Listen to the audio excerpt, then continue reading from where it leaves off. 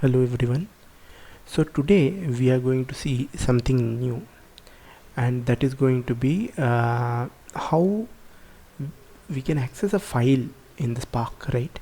So in a normal scenario, when you have a laptop, what happens is you keep the file in the same location, you get to access it, and in the same location, I mean wherever the code is there only you will keep that file and you will get the access, right? The absolute path or the full path you will put and you will get it. But we are working in a Hadoop environment, right? Hadoop cluster. So in a cluster, typically what will happen, the file will be kept in a HDFS and you will be accessing the same. So in a Hadoop, right, what mostly will happen is, I'll just show what are the components again. So see, there is a data node, there's a file browser, there's a worker node for the Spark and the master, as well as the Hadoop name node. So what happens is, this name node work is to keep the all the index of the files, like it is like a content of a book. So whatever will be there, right, whatever files will be there, suppose there are 200 files, so 200 files name, the location will be kept in the name node. Okay, so name node has the access to the HDFS file system. You can think HDFS as we use generally NTFS and all, right, our Windows and all. If you check the file system, that will be NTFS and all. So here it will be HDFS, so it is also file system.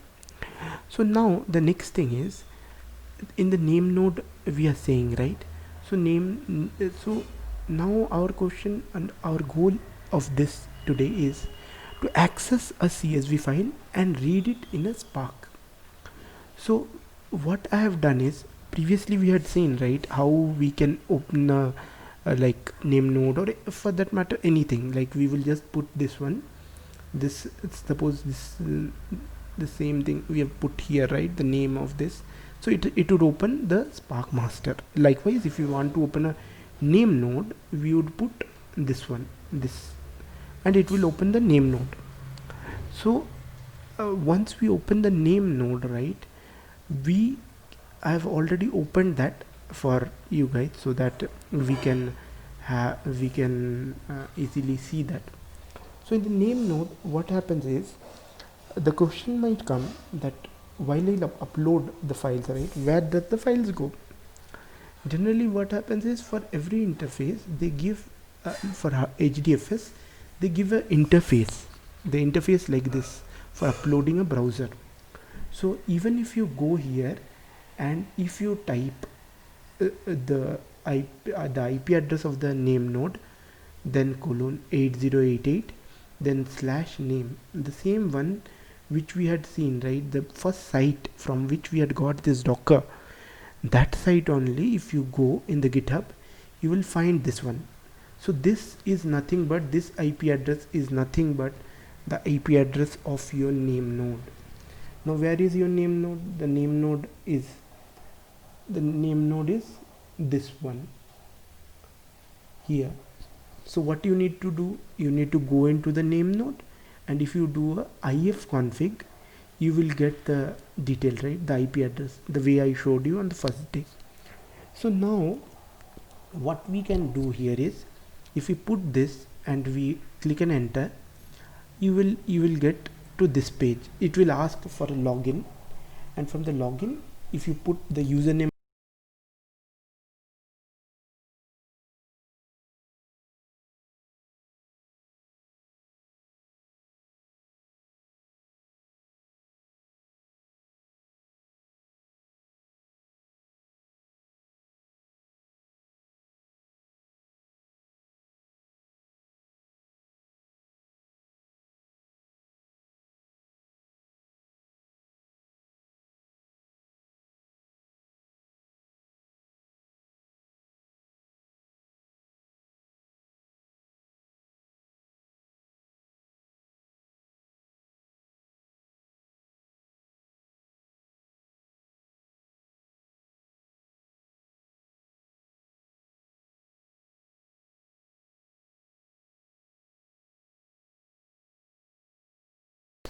and it goes here. go and upload something, any file I have just done for this file, and it will upload to the HDFS. It will not upload to a any server. It will upload to HDFS. Just understand, this is not like it's uploading to a native server, like not to a container directly. Now what do I mean by that, right? Once I go to the name node, right, name node, if I do a ls, see these are the folders and all. So if I want to now check after uploading where my file has gone, see here it is shown as my file is in user, then within user, right? So I will do a Hadoop fs minus ls user. So then this will be in the file system. This is not in the native name node. I am connected to the name node. This window is a name node window, but where I am searching is the file system. It's a file system which can span multiple clusters. Name node is the place where the indexes are kept, so it is easier to access directly and check what are the files. Like I am checking here, this is my file and my file name is this, I have uploaded this time and all the details, right? So this window is my name node. I have opened multiple windows, so my next window is my Spark window. Okay, so you can also see that from here. See the CD, and if you go here you will see 531. So 531 is what? 531 is same as this one. Okay, so this one is your name node. So this one is your name node where you can go and run this command to see what is there. Post you upload the file. If you don't upload, you won't be able to see anything. You will be seeing the first entry only, not the second one. Okay, now that we have uploaded the files, let's continue from our last session. Okay, so now what I will do is I will go and I will check. I've already created some files, and from that files I will just check those details. One sec.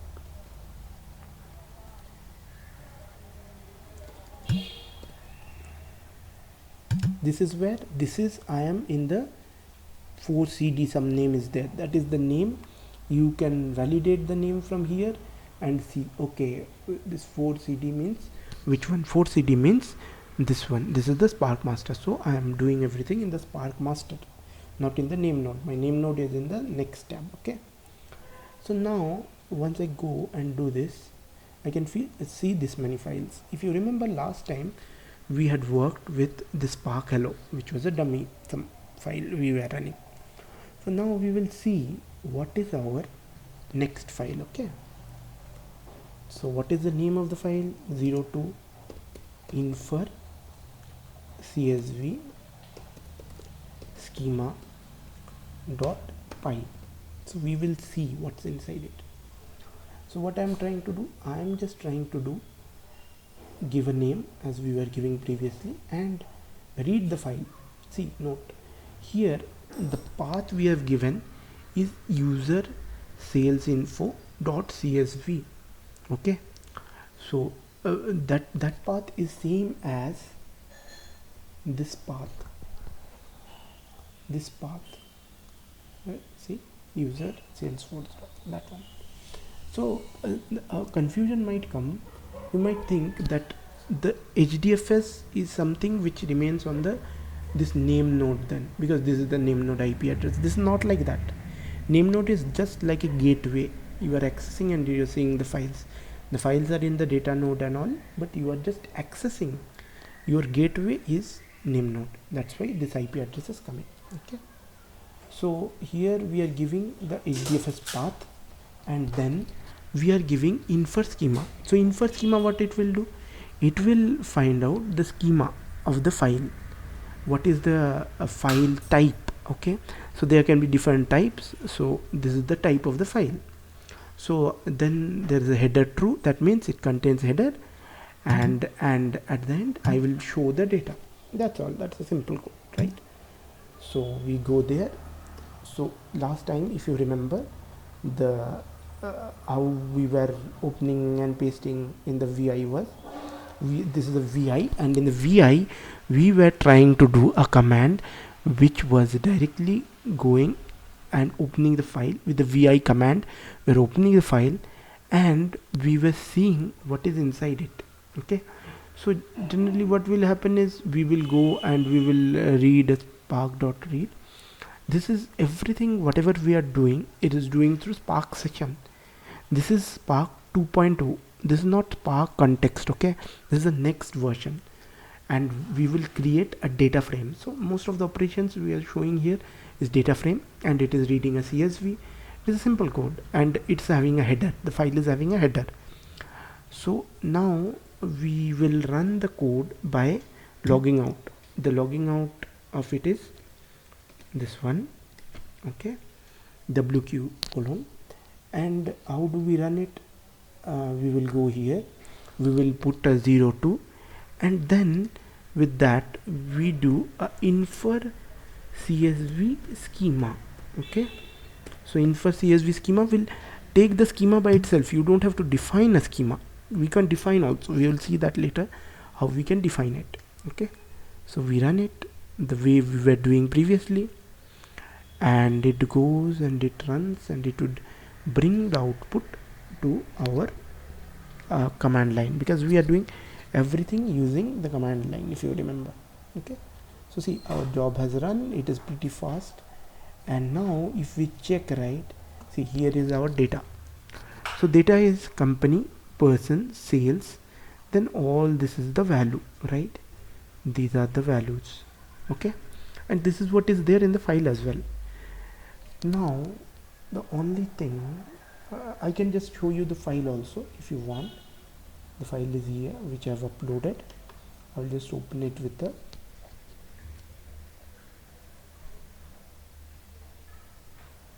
take a little while. I already opened it. Yeah, so here is the file. So it's company, person, sales, and all that. So that same thing has come here, right? The same thing has come here as the columns. Okay, and all the things remain same. We can go to 8080, we can check the details as we were checking. So so now what we will do is we will see our next detail. Can we define a schema? I want to define the name of the columns. Can I define the name of the columns? Because here what is happening, from the file it is taking the name, right? If you don't give the header, then what will happen? It will give underscore C0, underscore C1, underscore C2, a default name. Okay, so now what we will do is we will go there and we will run it for the next one, that is 03 custom CSV schema. Okay, first let's see the file, and that would be better because you can understand what's inside it.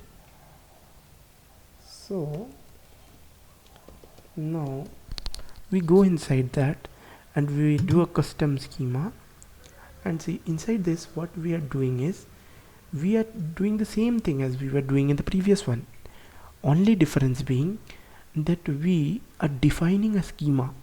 So we can define a schema in PySpark world by doing struct fields and defining the types, string type, string type, string type. Now the question might come, a question might come to your mind that this is an integer, right? As we have seen, this is an amount paid, then string, right? So I have purposefully made it so that next time we will see some conversions also, that how we can convert it. I can easily mention here as an integer type, but I have mentioned here purposefully so that we can see the conversion in our next example. So see, these names, right, previously the names were not coming as customer, person, like that. Now I have put a customized name and I have also defined the types, and here the other things remain exactly same, only I pass in a schema name, and I have given here header as false, but it is ideally you have to give it as true because it was there. So now we log out of the file and we do the same thing what we did previously. So we go here, we go to the custom CSV schema, and we run it. Okay, so it again runs. So it's running. There's not much data, so it would run pretty fast, I suppose. So now we again go. See, now if you check, right, the column names have changed. So we have given our custom schema. Not only that, the schema we can define. The schema is in like the data type also we can define. Previously what we were doing infer schema is equal to true, and that is like Spark inferring the schema. You are not giving it the schema, but it is inferring that this would be like that. It can go wrong also. So that is why we have done it this way this time. Okay, so now we get the data. Now next, let's go a step ahead. So we go with the 04, this one. Okay, let's see what's inside that.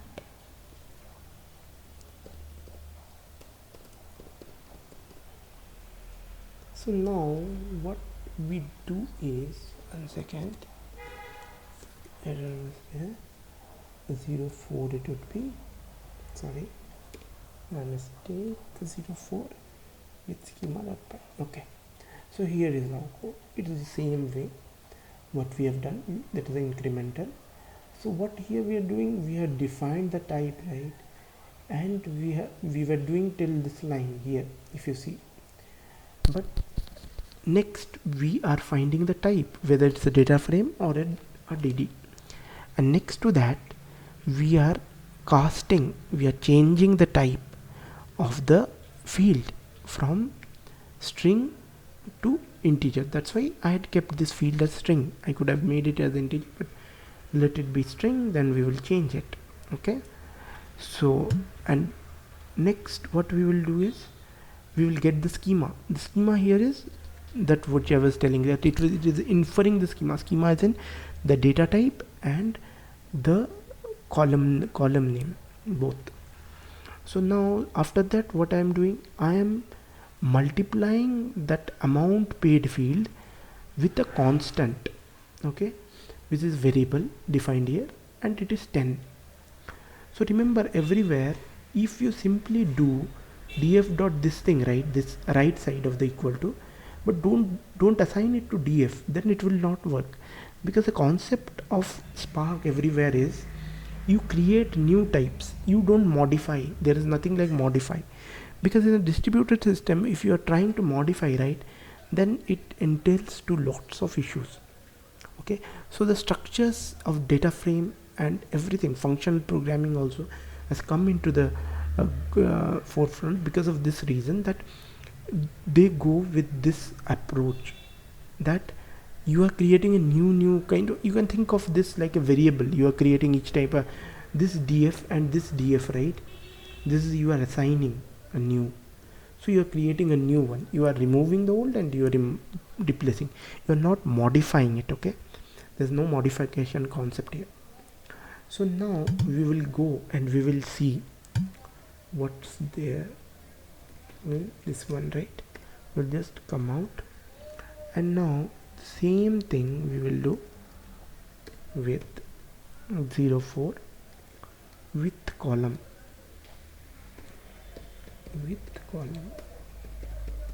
okay, with column.py, and we run it.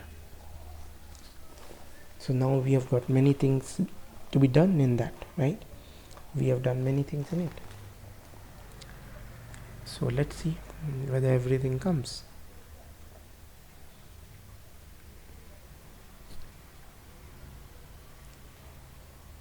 Okay, so now it is again running. It is going to the host, it is checking, it is going to the executors. One day we will just go through the basic like theoretical part of it, because I like going to the things practically, seeing, because that way you understand what's going on, rather than just going, okay, this is executed, this is a partition, this is this and that. That's not too much interesting, I suppose. Okay, anyhow, so now once we go right, see, we'll go a little slow. Okay, see, if you see, okay, here we are. So 1 second, did we execute? Okay, so here we are. We are first going to print, as we were printing, the amount paid and those fields, and then see here we are defining the, remember in the code we were defining the type. This is the type, this is the data frame. So it will say like this, PLSQL full data, full, it will class, it will print out. Next is, we were also printing the schema, so the schema will be printed like this: struct type, struct field, this is the customer name, string type, then this is string type, and this is the integer type, because we have converted it, remember we have converted it, so it has become an integer.